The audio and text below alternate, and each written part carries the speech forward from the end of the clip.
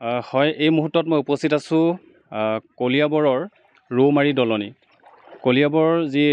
কলিয়াবৰ আৰু আপোনাৰ গুৱাহাটী যি ৰাষ্ট্ৰীয় ঘাইপথ, সেই ৰাষ্ট্ৰীয় ঘাইপথৰ পৰা কলিয়াবৰ দিশৰ পৰা গুৱাহাটীলৈ আহি থকা সময়ত আপুনি বাওঁহাতে সোমাই আহিলে এই ৰৌমাৰী দলনি এই যিটো এৰিয়া, এই এৰিয়াটো পায়। এই এৰিয়াটো সাধাৰণতে উদ্যোগিক এৰিয়া বুলি সকলোৱে জানে। ইয়াতে বিভিন্ন ধৰণৰ উদ্যোগ আছে আৰু এই উদ্যোগ এৰিয়াটোতে, ইণ্ডাষ্ট্ৰি এৰিয়াটোতে আজি আপুনি দেখি পাইছে যে বাঢ়নি পানীয়ে কাৰ্বি আংলঙৰ পৰা যি পানী আহিছে বা নেৰানেপেৰা পৰা যি বৰষুণ হৈ আছে, সেই বৰষুণৰ ফলত যি পানী হৈছে, সেই পানীৰ গোটেই পথছোৱা পানীয়ে ভৰ্তি হৈ গৈছে। মোৰ কেমেৰা পাৰ্চন সহযোগে দেখুৱাব সমগ্ৰ পৰিৱেশটো যে কিদৰে পানীৰ মাজেৰে পথ হৈ আছে। পথৰ মাজত দেখা গৈছে যে ৰাইজে নিজৰ নিজৰ বাহনসমূহ ধুইছে। বিভিন্ন সময়ত দেখা গৈছে যে বাহনসমূহ অহা যোৱা কৰাৰ ক্ষেত্ৰত যি অসুবিধাৰ সৃষ্টি হৈছে। গতিকে এই পথছোৱা যি বিগত সময়তো দেখা গৈছিল যে এই পথছোৱাত এনেদৰে বানপানী হৈছিল। বানপানীৰ ফলত ইণ্ডাষ্ট্ৰিয়েল এৰিয়াৰ যি গাড়ী, সেই গাড়ীও দুৰ্ঘটনাত পতিত হোৱা দেখিবলৈ পোৱা গৈছিল যোৱাটো বছৰত। এই বছৰত এই বানপানীয়ে অঞ্চলটোৰ এই ইণ্ডাষ্ট্ৰি এৰিয়াৰ যিটো এৰিয়াৰ কথা মই কৈছোঁ, এই এৰিয়াটোত বিভিন্ন ধৰণৰ অসুবিধাৰ সৃষ্টি হৈছে এই পানী হোৱাৰ ফলত। স্থানীয় কেইগৰাকীমান যুৱক আছে, মই প্ৰথমে তেওঁলোকৰ সৈতে কথা পাতিব বিচাৰিম যে কি হৈছে। নমস্কাৰ। যিহেতু এই আমাৰ ৰাস্তাখন বহুত ইম্পৰ্টেণ্ট হয়। আমাৰ এই ৰাস্তা আমাৰ ধৰক 4-5টা গাঁও আমাৰ টাউনলৈকে সংযোগ কৰায় আৰু এই ৰাস্তা দি ধৰক ডেইলি 100ৰ ওপৰতো ষ্টুডেণ্ট অহা যোৱা কৰে। এই ষ্টুডেণ্টসকলৰো বহুত অসুবিধা হৈ আছে আৰু লগতে শ্ৰমিকসকল কাম কৰিব যায়। যিহেতু এইটো ইণ্ডাষ্ট্ৰিয়েল এৰিয়া, তেওঁলোকৰ অহা যোৱাটো বহুত অসুবিধা হৈ আছে আৰু ৰাস্তাটো এনেই বেয়া।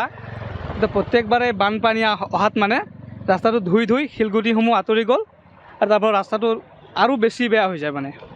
তাৰপিছত মই মানে সেইটো বিষয়ে আমাৰ মন্ত্ৰী মহোদয়ক আহ্বান কৰিম যে এই ৰাস্তাটো অলপ ওখ কৰি দিলে অলপ প্ৰব্লেমটো চল্ভ হ'ব যেন লাগে মোৰ। এই আমাৰ দলঙৰটো অলপ ওখ আছে, সেইটো হিচাপত যদি 3 ফুটমান ওখ কৰি দিয়ে তো প্ৰব্লেমটো কিছু সংখ্যক মানে ভাল হ'ব। প্লাছ আকৌ মানে আমাৰ খেতিও মানে শ বিঘা অপচয় হৈছে দেখিছোঁ, বেয়া হৈ গৈছে। তো আমাৰ কৃষকসকলকো কিবা দি যদি সহায় কৰে বহুত ভাল হ'ব আৰু তাকে আৰু অনুভৱ। হয়, নিশ্চয়কৈ দেখিবলৈ পালে যে স্থানীয় যুৱকগৰাকীয়ে জনালে যে কিদৰে অসুবিধাৰ সন্মুখীন হৈছে। শ বিঘা পানী, খেতি বাতি পানীৰ তলত গ'ল। এয়া দেখিছে যে কিদৰে বাহনসমূহ অহা যোৱাৰ ক্ষেত্ৰত যি অসুবিধাৰ সৃষ্টি হৈছে। অন্য এগৰাকী যুৱক আছে, মই তেখেতৰ সৈতেও কথা পাতিবলৈ চেষ্টা কৰিম। মোৰ কেমেৰা পাৰ্চন সহযোগে সমগ্ৰ পৰিৱেশটো দেখাব যে কিদৰে পানীৰ মাজত আবদ্ধ হৈ আছে এই পথছোৱা আৰু এই পথছোৱাৰ মাজেৰে অহৰহ অহা যোৱা কৰি আছে। এটা দৈনিক এটা সদাব্যস্ত পথ বুলি ক'ব লাগিব ইয়াক, যিহেতু ইয়াত ইণ্ডাষ্ট্ৰি এৰিয়া হয়। এইটো ইণ্ডাষ্ট্ৰিসমূহলৈ বিভিন্ন ধৰণৰ গাড়ীসমূহ আহে। এই মুহূৰ্তত মোৰ অন্য এজন স্থানীয় যুৱক আছে, মই তেখেতৰ সৈতেও কিছু কথা পাতিবলৈ চেষ্টা কৰিম এই পথছোৱাৰ সম্পৰ্কত। আপোনাৰ কেনেকুৱা ধৰণৰ মন্তব্য হ'ব? মোৰ মন্তব্য হ'ল, মোৰ এইটো ৰাস্তাটো ভাল হ'ব লাগে। চৰকাৰৰ পৰা এইটোৱে মোৰ আহ্বান। মই গাড়ী চলাওঁ, মই গাড়ী লৈ আহিছোঁ আজি। এই যাব পৰা নাই মাল লৈ, এতিয়া গুচি গৈ আছোঁ। মাল ল'বই পৰা নাই, এতিয়া ইয়াৰ পৰাই গুচি গৈ আছোঁ। আৰু ইয়াত পথাৰ যোৱা আছিলে, ৰোৱা চোৱা লগাইছিলে, চব একদম বেয়া হৈ গ'ল। এইবিলাকৰ কাৰণে এইটো চাব লাগে চৰকাৰৰ। আমি এইটো চাই আছোঁ 3-4 বছৰ ধৰি একই কণ্ডিশ্যন হৈ আছে ৰাস্তাটোৰ। মই বহুত দিনৰ পৰা আহি গৈ আছোঁ, কিন্তু এইটো ৰাস্তা এতিয়ালৈকে কোনো কামেই ধৰা নাই। এইটো যেতিয়া বাৰিষা ছিজনটো নাছিলে তেতিয়াৰ পৰা ৰাস্তাটো বেয়া, এইটো বনোৱাই নাই। প্ৰশাসনলৈ কি আহ্বান জনাব? প্ৰশাসনক আহ্বান জনাইছোঁ, এইটো আহি পেলাই চাই পেলাই সিহঁতে কিবা ব্যৱস্থা কৰিব লাগে, কৰি দিব লাগে। আমাৰ অহা যোৱাটোতো লাগে, ভালকৈ যাব লাগে। এতিয়া আমি পানীৰ মাজত ফচি আছোঁ, গাড়ী আৰু এটা ফচি গৈছোঁ, ঠেলি উঠাই দিছোঁ। এতিয়া আমি নিজেও এইটো মালটো ল'ব পৰা নাই, গুচি গৈ আছোঁ এতিয়া আৰু। হয়, নিশ্চয়কৈ মোৰ কেমেৰা পাৰ্চন সহযোগে দেখাব। এখন বাহন আহি আছে এই মুহূৰ্তত। বাহনখন কিদৰে আহিব লগা হৈছে, ইমান পানীৰ মাজতো বাহনখনে আহিব লগা হৈছে খুব অসুবিধাৰ মাজেৰে।